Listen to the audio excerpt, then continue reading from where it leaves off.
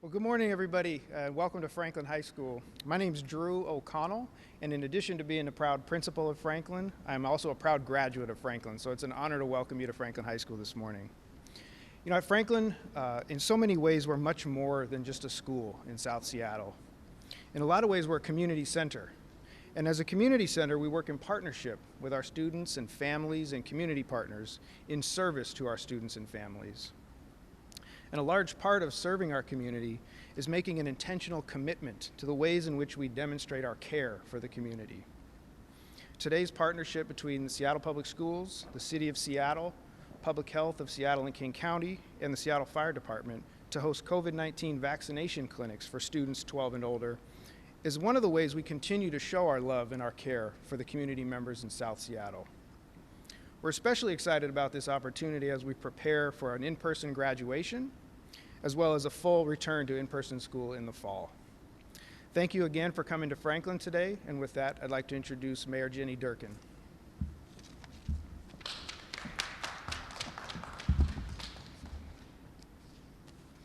Thank you, Principal O'Connell. It is great to be back here at Franklin. And as you know, I, for almost 20 years, lived just blocks from here. So it's, being at Franklin doesn't mean I have a favorite. All Seattle Public Schools are going to be treated the same. But it is really great to be here. And it's great to have you as a principal be so incredibly supportive and collaborative, not just on this issue, but all the things you're doing to keep our families and our students safe during this really difficult time. In just a few hours, the Seattle Fire Department will be right here vaccinating hundreds of students and their families. Today's clinic is part of the city's effort to offer vaccinations to every single eligible Seattle Public School student before the end of the school year. We saw the vaccine supply outpace demand over the last several weeks in Seattle. We knew we would finally get to that turning point. It was just about a month ago that we had so many more people wanting vaccine than we had vaccine. And now we have enough vaccine to make sure we can get everybody vaccinated. This is similar to cities across the country where we're seeing that pivot, where we're having to bring the vaccinations to the people who need it the most. Previously, thousands of appointments across all of our fields were snapped up within hours, sometimes within minutes. But all of that turned on a dime once we got more supply. So we knew for weeks that the CDC was likely going to authorize the Pfizer vaccination for the use in 12 to 15-year-olds. Opening the door for so many more of our people in our city and families to be safe from the coronavirus. This creates a new population to vaccinate.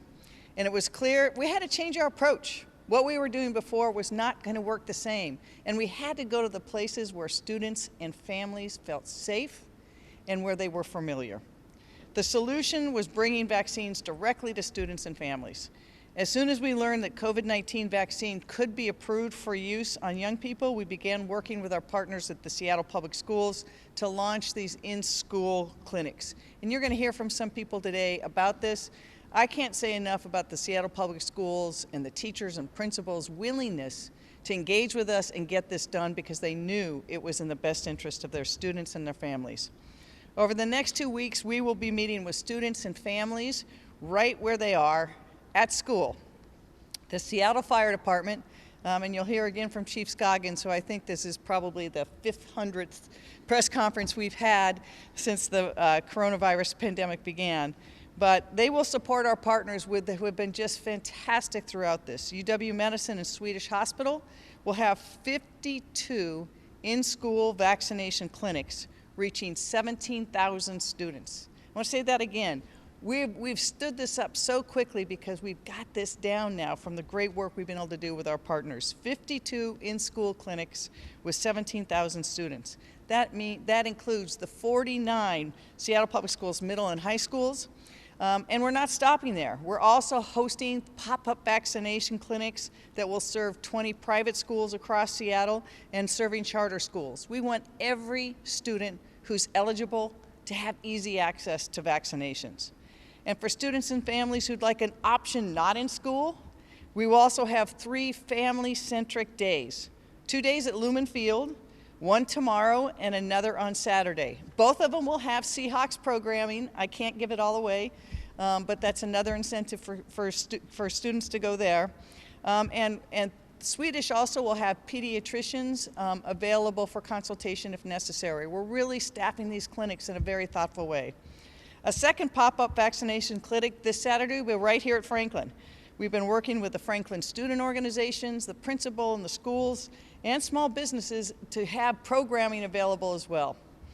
All of these efforts will help ensure that students can get fully vaccinated by the end of the school year. We are on a push, and I'm just going to put out one more time. Seattle is leading the pack in the country on getting vaccinations for people who are eligible. We've done a great job from 16 and up, and now we want to do below.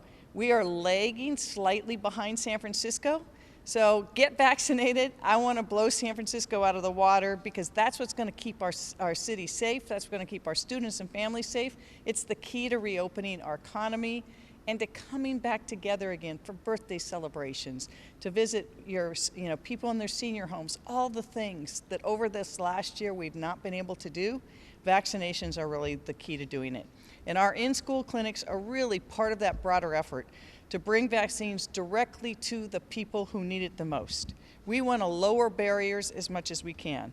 We've had clinics at the Sounders games and the Mariners games, at breweries, in front of grocery stores and busy business districts, and we've partnered with small businesses to give incentives, whether it's Dick's Restaurants or free beer, and that's not happening for the students, by the way. The great news is these efforts are paying off. We vaccinated close to 1,000 people at the Mariners and Sounders games. We vaccinated 120 people at our brewery pop-ups and 200 people in last week's business districts. Throughout the summer, you should expect to see the Seattle Fire Department in your neighborhood doing vaccinations. I want to thank Dr. Pedroza, who you're going to hear next, and Superintendent Jones, who could not be here, but the entire Seattle Public Schools team for their quick work. You know, remember, they are just reopening the schools. They're getting back into routines, teachers and students. And on top of all that, they knew how important this was for their students, their families in Seattle, and they're doing all they can to make these in-school vaccinations possible. This is kind of an incredible feat, given all that had to be done. And like everything else in the last 14 months, it couldn't happen without strong partnerships and people really committed to the health, safety, and well-being of our city. And for that, I'm tremendously thankful. I also want to thank Chief Scoggins and the whole Seattle Fire Department team. They're reaching 17,000 students and hosting 52 in-school clinics in just 2 weeks. Let me say that again, because that's phenomenal. Reaching up to 17,000 students in 52 in-school clinics in just 2 weeks. It's an incredible achievement, but it's one that's been building on all the partnerships we've had and the hard work. I also can't be in a school, and even though this isn't Rainier Beach, without giving Dwane Chappelle and his entire DEAL team a big shout out. They have been just an incredible example throughout the pandemic, always looking and focusing on what do the students and their families need, and scrambling the resources the city had to augment so that we could take care of those students. Look, this has been so hard on our youth. We've seen almost every student and family struggle with online learning. There's not an exception to that. And it's particularly hurt our communities of color and students that already were set at the perimeters of educational justice. No one's more committed to correcting that and working with the schools to make sure we close those opportunity gaps that were exacerbated in COVID-19 than Dwane Chappelle. So Dwane, thank you for all your work. And I also want to thank Dr. Guy Hudson, a Swedish hospital, who couldn't be here, but Dr. Anyaoku, who you will hear from, who has been just a tremendous partner here at Lumen Field in all the things we've been doing in the community. Their ongoing partnership the stuff we are doing would not be possible, our successes, without them. Last weekend, 100,000 vaccinations given at Lumen Field. And if you've been down there, I'll say it again, it is the happiest place on earth. The volunteers, the organization, people, their sense of relief coming together as families. So we know that vaccinating our younger students provides families with a peace of mind they didn't have otherwise. And it's also helping us stop the transmission of this virus at a time when we're seeing those variants rise. We know that it's also an issue of educational justice. We have to make sure we bust past the historic inequities. Our families of color have been marginalized in so many ways, and this year we have seen that in so many different ways that we have to correct. Getting kids back to school safely is central to the city and the Seattle Public Schools goal, and getting vaccinations is critical to that. So again, I want to thank everybody for their partnerships in doing this, and now I'm going to turn it over to Dr. Pedroza. Thank you.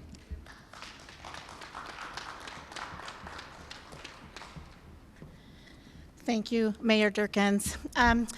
On behalf of Dr. Jones, our Superintendent of Seattle Public Schools, I'm Concie Pedroza, Dr. Concie Pedroza, the Chief of Student Support Services, and we're just really thankful to be here today in partnership with all of these incredible partners. And we just want to especially thank the leadership of the City of Seattle and the Seattle Fire Department and King County Public Health for all of the leadership. And of course, we cannot have done this without the great leadership of our school leaders and our school teams to really lift this up. So we're just really thankful for this partnership. I just want to reiterate what Dr. Jones had said earlier, in that we are committed to launching full-time school every day in the fall. And that is something we're currently working for, and we will continue to partner with the City of Seattle as we launch our Culture of Care Wellness campaign, because as Mayor Durkan has stated earlier, many of our students have suffered much through this pandemic, and it'll be critical for all of us to come together, our community partners, our schools and our city, to come together to really actualize wellness and a culture of care for our students as they enter school. So this is an exciting endeavor, and we're very excited to be here in partnership with all of you. Thank you. And I'm going to pass this to Dr. Dwane Chappelle. Thank you, Dr. Pedroza and Mayor Durkan. I'm grateful for all of the work that has actually gone into this partnership to launch this vaccination clinics today. And this is definitely launching it before the school year ends. As Mayor Durkan mentioned a moment ago, DEAL is proud to partner in providing families with access to education about vaccines and help students access the COVID-19 vaccine as they are on their way to school. We know that many families have questions about the COVID-19 vaccine. DEAL has been partnering with Seattle Public Schools, our public health, our fire department, and other city departments to answer questions and to engage our youth and families about how to make the vaccine clinics inclusive, but most importantly, respectful and engaging. As a father of 4 amazing young children, safety is literally always on the top of my mind. And as Mayor Durkan mentioned a moment ago, as the former high school principal raised by a mother who was in her 40th year of teaching, my children's educational success is just as important and is one of the highest priorities of us at the city and DEAL. As the director of our city's Department of Education and Early Learning, again, I mentioned the safety and only the academic success of all of our children is not only my duty, but it's my calling. So students and families having access to vaccines are an important part of the community and city health. And as our students, and believe it or not, our graduating seniors look to celebrate, we know that summer is right around the corner, and getting the vaccine will definitely keep our community safe and keep students moving along towards the goal of entering school in the fall. So I commend our students, our scholars, and our partners for the work that they've done this year under these extraordinary circumstances. Our scholars, to our scholars, your ability to stay dedicated to academic excellence is inspirational. And I also want to acknowledge the work, as Mayor Durkan did a moment ago, of our teachers, principals, and all the school staff and Seattle Public Schools who have worked so hard this past year. And last but not least, families, I'd like to thank the medical partners, the community partners who are helping make sure that our community is a safe place. And thankful, as in a moment, to our Chief Scoggins, who's been working with his team to provide vaccinations to the community, and now our students has fall nothing but short of amazing. So this is just a testament to the leadership, again, as I'm going to introduce my good close friend, Chief Scoggins. Thank you.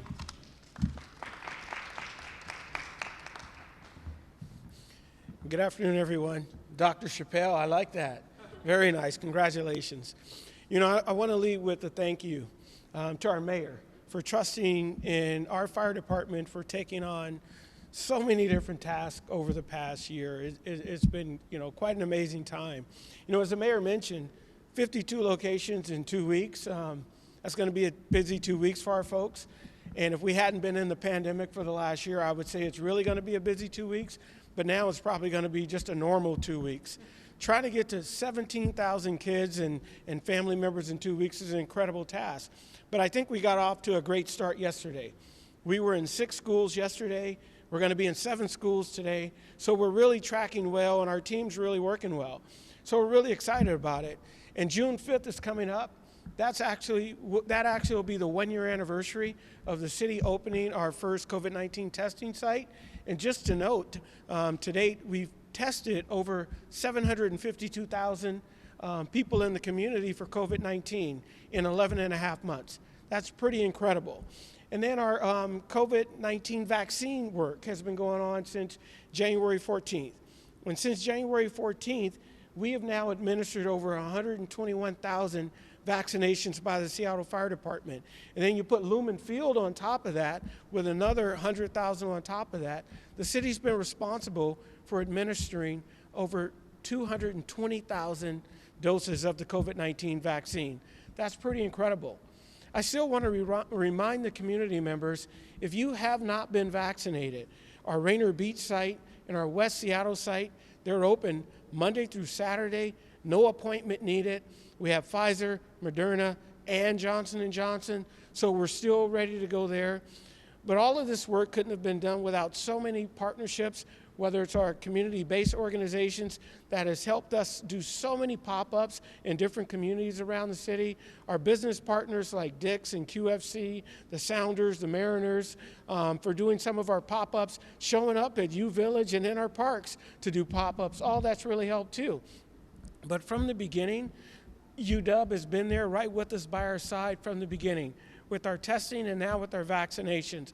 So that's a real valued partnership, and it's a long-standing partnership. All of our paramedics are trained at the University of Washington under their medical school. So that's pretty incredible. That partnership is long-standing. And also with our partners at Swedish and partnering at Lumen Field and all the work that's going on there. So it's a true team effort in making this happen, and we're really proud of the efforts. And I do want to give us a couple of special thank yous to Acting Captain Brian Wallace, who really is the architect and the brain trust behind all of this different work that's going on, and his team with Sarah and all of our other firefighters that are just working tirelessly to get our community back open. So with that, I'll stop there, and I'll introduce our partner from Swedish, Dr. Anyaoku, who will share some thoughts from Swedish. Thank you.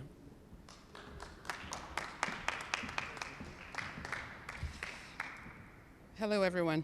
Thank you for having me, Mayor Durkan. On behalf of CEO Dr. Guy Hudson of Swedish Health Services, I'm excited to talk a little bit about the work that we've been doing in partnership with the City of Seattle and with the Fire Department. My name is Dr. Nwando Anyaoku. I am Chief Health Equity Officer at Swedish, and I'd love to share with you some of the work we've been doing with our mobile vaccine clinics. Our young ones are near and dear to me. As a pediatrician, most of my medical career has been in the service of children and youth. And up until I took up this recent position, I was Chief of Pediatrics at Swedish. Since launching one of the country's first mobile vaccine initiatives in January of 2021, we've administered more than 6,000 vaccines to underserved communities, particularly communities of color. And this targeted vaccines to our most vulnerable populations has been enabled by our philanthropic partners, Denali, T-Mobile, Cellnetics, who've allowed us, given us funding that allowed us to do this work, and our union partner, SEIU.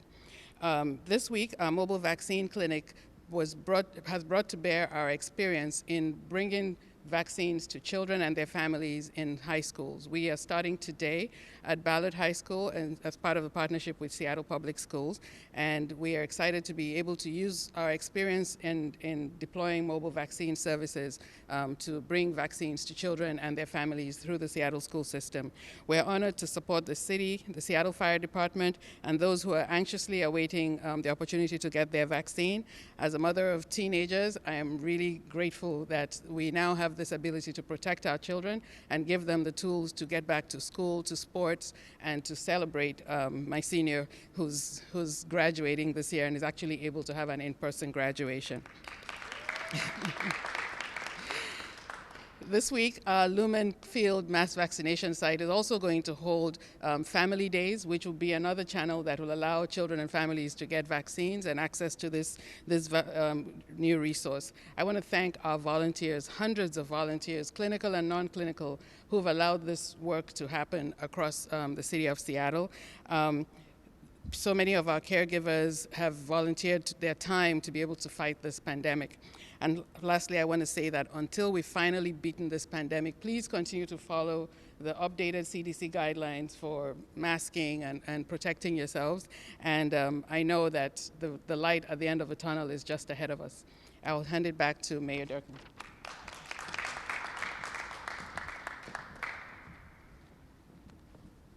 Thank you so much and for your partnership. And again, I mean, just think of those numbers for a minute.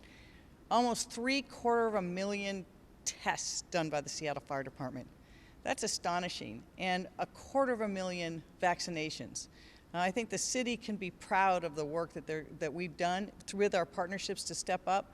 I have to say, though, again, thank you to all the community-based organizations, because we saw early on that there was a huge disparity between the vaccination rates given to communities of color and others, and so we really focused our efforts on equity and were able to make a difference there. But it wouldn't happen without strong partnerships, both with Swedish Hospital, University of Washington, Seattle Public Schools, but our community-based organizations who are the most trusted messengers. So again, we are seeing the light at the end of the tunnel. You know we can't have a press conference without me reminding people we're not out of the woods yet. Please get vaccinated. Please follow CDC guidelines, but if you're inside, Dr. Dwane is going to be issuing some guidance. Right now, please wear your mask when you're at the grocery store and other places, and we'll be looking to future guidance of this. But if your students and families out there wondering what the next thing for your students is, get them the jab. Any questions? For anyone up here, too.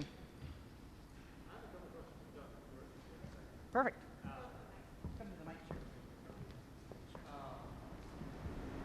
It's about, I guess, it's sort of equity in that sense of how do you, we saw so much early in the rollout, getting to communities of color, getting to those who are working. They don't have time to necessarily surf the internet and find an appointment, or there are transportation issues, barriers. The same thing's going to happen with the students too, to a certain degree, and especially if they don't have any parents' homes, or they're hindered in certain ways. And obviously, bringing back to schools will help. But how do you inform and educate students and allow them to make that decision when maybe they don't have all the barriers at home? That's a good question. And you're right. Getting a vaccine for a while was like getting a lottery ticket. So, believe I had to do that for my family as well.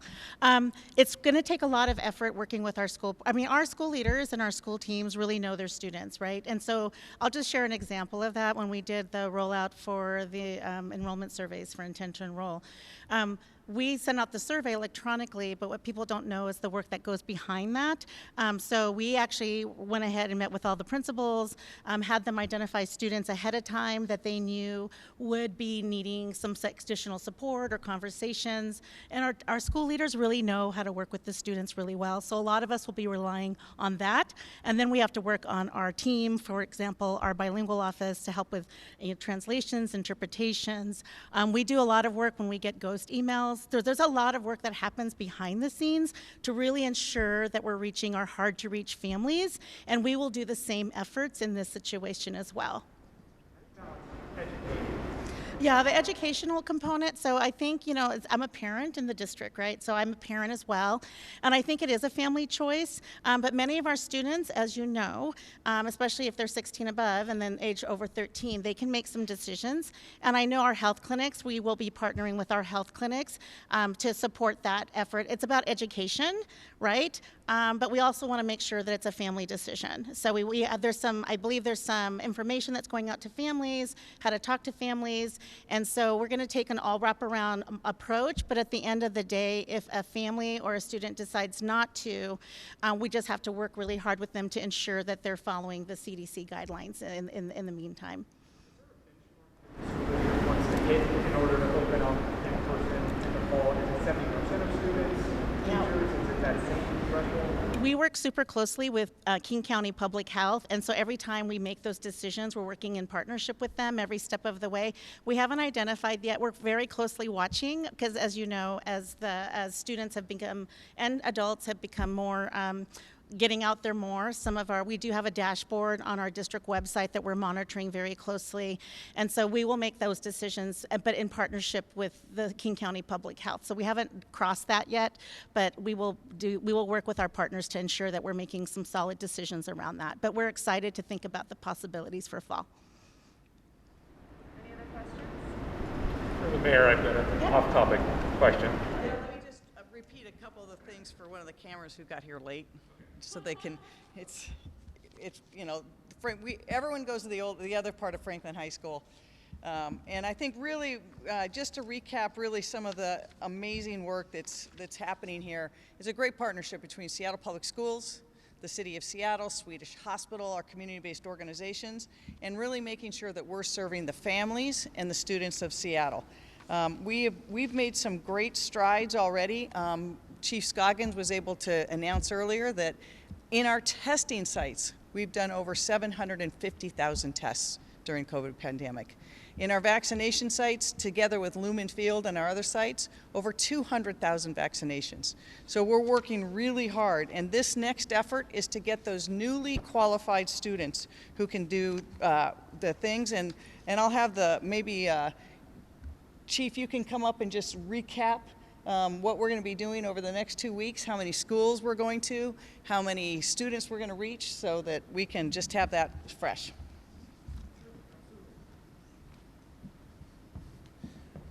Yes, so to recap briefly, over the next 2 weeks, the Seattle Fire Department, we will be visiting 52 locations and working to vaccinate upwards of 17,000 students.